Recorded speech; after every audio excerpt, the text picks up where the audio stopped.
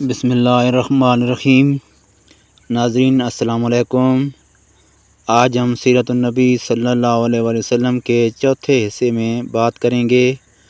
حضور نبی کریم صلی اللہ علیہ وآلہ وسلم کی بچپن کی برکتوں اور ابتدائی زندگی کی حیرت انگیز واقعات پر۔ جب نبی کریم صلی اللہ علیہ وسلم کی ولادت ہوئی تو آپ صلی اللہ علیہ وآلہ وسلم کی والدہ حضرت آمنہ رضی اللہ تعالیٰ عنہا کے گھر نور ہی نور چھا گیا۔ کچھ عرصے بعد آپ صلی اللہ علیہ وآلہ وسلم کو عرب کے رواج کے مطابق دودھ پلانے کے لیے دیہات بھیجا گیا تاکہ پاکیزہ فضا میں پرورش ہو۔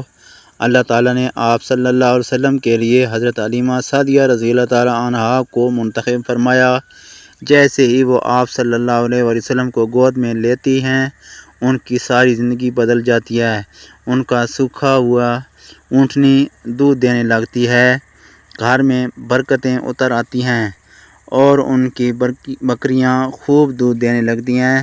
حلیمہ سعدیہ رضی اللہ تعالیٰ عنہا خود فرماتی ہیں کہ محمد صلی اللہ علیہ وآلہ وسلم کو ہم اپنے ساتھ لائے تو ہمارے قافلے کی اونٹنی سب سے آگے تھی اور پہلے وہ سب سے پیچھے رہتی تھی۔ یہ تھی اس ذات کی برکت جس کے آنے سے کائنات جگمگا اٹھی۔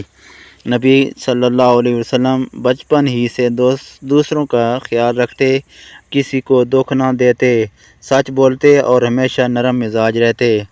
ابھی عمر کم تھی مگر کردار ایسا کہ سب کہتے یہ بچہ عام نہیں۔ یہی وہ بچپن تھا جس سے اللہ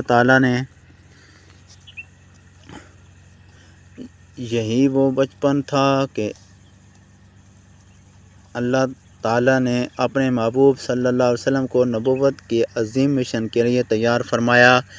پیارے ناظرین، نبی کریم صلی اللہ علیہ وسلم کی زندگی کا ہر لمحہ ہمیں سبق دیتا ہے کہ برکت، ایمان، سچائی اور محبت میں۔ اگلے حصے میں ہم بات کریں گے کہ نبی کریم صلی اللہ علیہ وسلم کی نوجوانی کے دور کی، جب آپ صادق اور امین کے لقب سے مشہور ہوئے۔ اللہ ہم سب کو نبی کریم صلی اللہ علیہ وآلہ وسلم کی سیرت پر چلنے کی توفیق عطا فرمائے۔ صلی اللہ علیہ وآلہ وسلم۔ کیا آپ چاہتے ہیں میں حصہ نمبر 5 نوجوانی کا دور کل کے لیے ویڈیو بنا دوں؟ کمنٹ میں ضرور بتائیں۔ اللہ حافظ۔